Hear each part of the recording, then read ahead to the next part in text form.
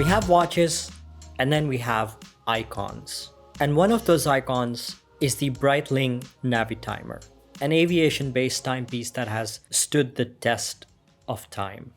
It was 1952, an era marked by the golden age of aviation.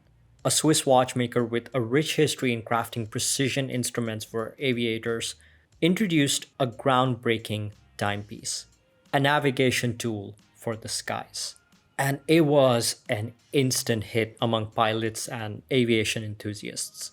What made the design so ahead of its time was its unique slide rule bezel, a circular logarithmic scale that could perform several calculations that were deemed essential for navigation, such as fuel consumption, airspeed, and rate of climb. Remember, early airplanes didn't come equipped with abundant gauges and heavy computers on the cockpit that they have now. So an instrument that can do several calculations on the wrist was an ingenious idea. It was the Apple Watch of its day, a computer on the wrist, back when computers were bigger than bookshelves. While still being a timeless icon, the Navitimer suffers from two problems. It has a low water resistance rating, and it is expensive. Very expensive. This new Boldr solves both of those issues, and it does it while looking absolutely killer. Before we continue, do subscribe as it really helps me out. Thanks. In their typical style, Boldr has outdone themselves with a robust yet refined construction. Crafted from 316L stainless steel, the case measures a commanding 41mm in diameter, a size that asserts presence on the wrist without overstepping into the realm of bulky. With a thickness of just 12.8mm and a lug-to-lug of 47.5, it maintains a balanced profile, ensuring comfort and versatility for everyday wear. Take a look at the side profile. You've got these wings that break that visual bulkiness of the case. You also get a subtle curvature that contours so well on the wrist, enhancing the comfort. The flat sapphire crystal with anti-reflective treatment comes with a chamfered edge, which makes it integrate with the case opening almost seamlessly. You get 200 meters of water resistance, aided by the fact that both crowns can be screwed in. Now, George Kern, the brilliant CEO of Breitling, recently said that one of the challenges with having a slide rule bezel is maintaining high water resistance. Apparently, Boldr found a way.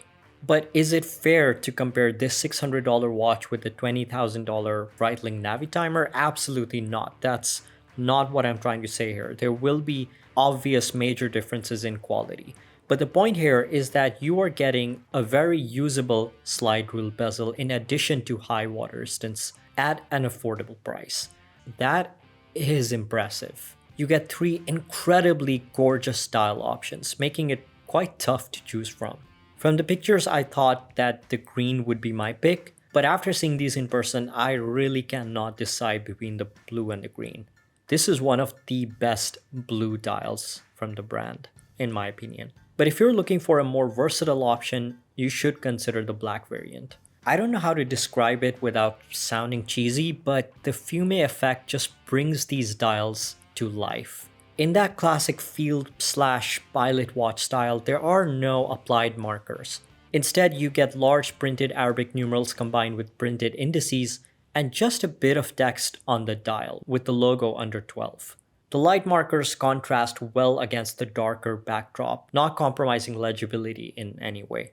When the lights are off, the whole thing comes alive with abundant Swiss Superluminova lume applied on the key numerals and indices. And I love that. I love the fact that even in dark environments, the focus is very concise. The dial layout and the bezel feel cleaner, much more minimalist. Yes, there is plenty of information, but there's also plenty of negative space to balance it out. If you ask me to explain how to actually use it for calculations, I don't know. I'm not a pilot. Pilots are trained to use slide rules as a way for them not to solely rely on computers in case of a system failure. But luckily, Boldr provides us with an easy to understand guide that breaks down each function and how to use it. The lower crown is used to wind the watch and adjust the time, whereas the top crown at 2 o'clock can be used to operate the internal slide rule bezel. Turn the watch over and you are greeted with a beautiful mind-style mathematical workings on the exhibition case back, which in my opinion is super fun.